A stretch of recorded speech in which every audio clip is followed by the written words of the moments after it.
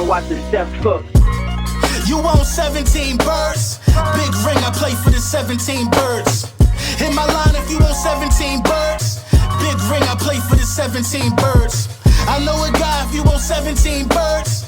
Big ring, I play for the 17 birds. I know a guy if you want 17 birds. Big ring, I play for the 17 birds. Yeah, I'm from the 17th curb. Yes, sir. Yes, sir. Yes, sir. Yeah. Lil Brunson back at you with the back at you, and I'm the best reporting on the Eagles. Before we get into the meat and potatoes, I gotta let you know that this video was brought to you by Print Champs. Big Print Champs in the building. Make sure you tap in, grab you one of the legendary Hurt season hats. Slide around, see what I got. The hem shirts out there. You already know the defensive slime tee is coming out around training camp time. I'm just trying to get the right wash for the fellas, man. It's going to be lit. Use code BULLY10 at checkout. Make sure you grab your merch. You already know what it is, man. Let's talk about it. Will the NFL find the answer for Jalen Hurts? Will they find the answer for Jalen Hurts? Because listen, when you think about it from this perspective, anybody that can get you 3,500 passing yards, 20 passing touchdowns, hear me out, 750 rushing yards, 13 rushing touchdowns, and be number one from a multitude of statistical categories from the pocket, while being the best deep ball thrower in the league, while being at the top of the league in tight window throws, is damn near unstoppable if you ask me.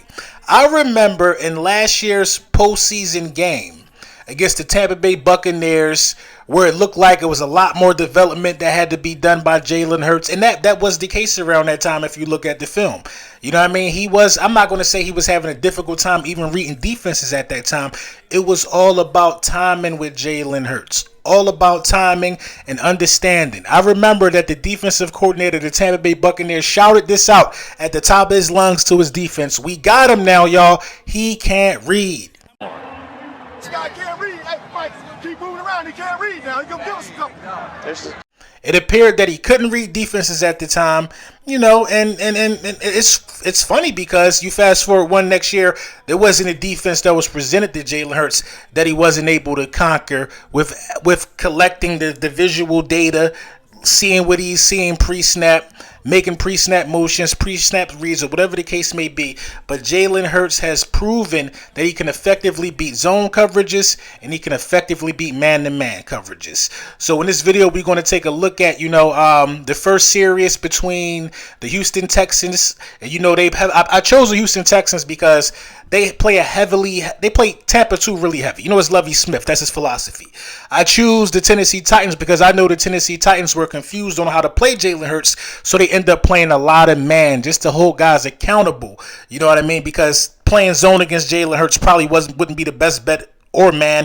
It don't matter. Let's get into the meat and potatoes. This is visual context. We keep using that word a lot around here. Visual context on how Jalen Hurts was able to develop and flourish versus zone versus man. Let me know what y'all think, man. Yes, I think we got a goodie right here, man. I love it, man. The key word for this one against the Houston Texans is finding the sweet spot. These guys play zone basically the whole game. They played this Tampa 2 that Lovie Smith is notorious for, and I think Jalen Hurts was finding his way. You know what I mean? He's finding his way in the beginning of this game, feeling out process. This is the first series of the game. But once he starts to diagnose and start to see what's happening, once he starts to read what they said he couldn't do in Tampa, he starts to find the seam. Draws a flag right there. I love it. But where's Dallas Goedert going up? Going up towards that seam, towards that sweet spot that you often find in cover 2 like these guys are playing right here. Jalen Hurts starts to diagnose that, then everything you will start to see will become balls thrown to the seam.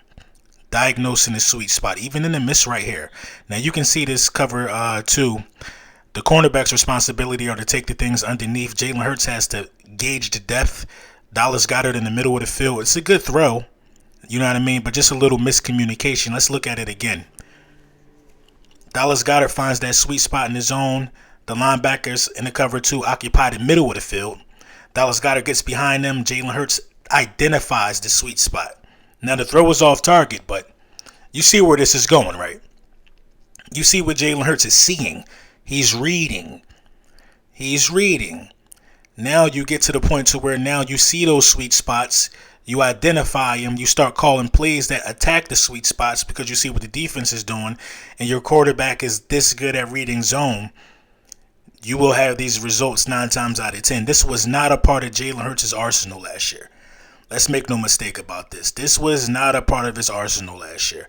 Great throw, beating the cover 2. You know what I mean? The Eagles see what Jalen Hurts is seeing. Everybody's on the same page. This is how you know you're in sync with your coaches and your coordinators. This is how you know. You know what I mean? The seam. I really liked, no, this was a slant to AJ. They tried to throw a little wrinkle right there. I think that was actually man-to-man. But, we'll get back to it. They'll get back to what they do. You know what I mean? They'll get back to what they do, and which is, run these coverages, man. You see the safeties again, looking underneath. A.J. Brown actually wide open. If Hurts steps up, you can see where the arrows are. Smitty is open for a touchdown. That's how you bust a cover, too, for real. But, he attempts to throw the ball to A.J. A.J. should have caught that. We're going to keep it a stack. A.J. should have caught that. I don't know if he was expecting it or not, but if Hurts steps up on that last one, you know what I mean? You see, you get 6 right there right away. But let's look at this again, man. The seams. They're still playing cover 2. The sweet spots are still open. Jalen Hurts is hitting these guys. Hitting these guys relentlessly, effortlessly, man. And these are things, again, I would like to point out, they said that Jalen Hurts could not do. They said he couldn't attack these areas. They said he couldn't read defenses. Well, now you're looking at Jalen Hurts 2.0. A true dual threat. I love this play right here. Boston Scott leaks out. He holds that safety, but Jalen Hurts still has a responsibility to gauge the depth in between the cornerback and the safety while hitting Dallas Goedert. This was one of the best throws of the year for Jalen Hurts, if you ask me. You know what I mean? We were kind of allured by, a lot of the deep balls, but this one right here, this one I knew. I knew, you know what I mean, that this was a franchise quarterback. It's a difference between finding a bona fide starter. But for a guy to work on his game this much and be able to make this throw in a couple months, that's a beautiful throw by Jalen Hurts, man. Defeating his own. They said he couldn't read. You know what I mean? And the Tennessee Titans decided to play him a totally different way. They decided to go man. He decided to let them have it. Best man will win, which will be Devontae Smith and A.J. Brown 9 times out of 10, because everybody doesn't have, 2 great cornerbacks in the NFL to stop these guys. And even if you do, staying with Devontae Smith is working itself. You know what I mean? It's not a fun time. This is also the first drive for the Philadelphia Eagles. They came out and presented their hand, showing that they were going to play man, and Jalen Hurts is just going to carve them up. When you play man against Jalen Hurts, I'm starting to realize that he don't take no time off. You know what I mean? If he identifies man, he's throwing the ball to one of his superstar wide receivers. I mean, it's not rocket science, man. A lot of guys make it rocket science. Jalen Hurts has let the game slow down. He's let the game come to him at a rate that's just unprecedented, if you ask me, man. If you give it to him, he's going to take it. A lot of people looked at this game and said, well, guys are running wide open. But what do you want a good quarterback to do when guys are running wide open? Complete the passes. I'm not mad. Nobody is going to guard this check down. Okay.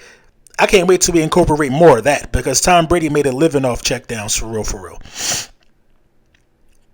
People just want to find, ways to knock the game of this guy. But if you play zone, he beats you. If you play man, he beats you. Oh, I love this throw right here. I love that throw right there, man. With the pressure in his face, Quez got to bring that in. We all know Quez got to bring that in. We ain't got to make no excuses about that one. But, the pressure in his face, able to go through progressions, feel the heat, get that ball off. Very catchable ball. Very catchable ball. But we're not going to cry over spilled milk, because we're going to go right upon their head top on the next play. Right upon you. Like, why would you play man like this against a guy like the post? Come on, bro. That's Smitty. And Jalen Hurts put that ball in a position to where he didn't have to overextend. Beautiful ball placement. Right in the breadbasket. Touchdown. Didn't have to overextend. Didn't have to jump. Didn't have to get all out of character. Right in the breadbasket.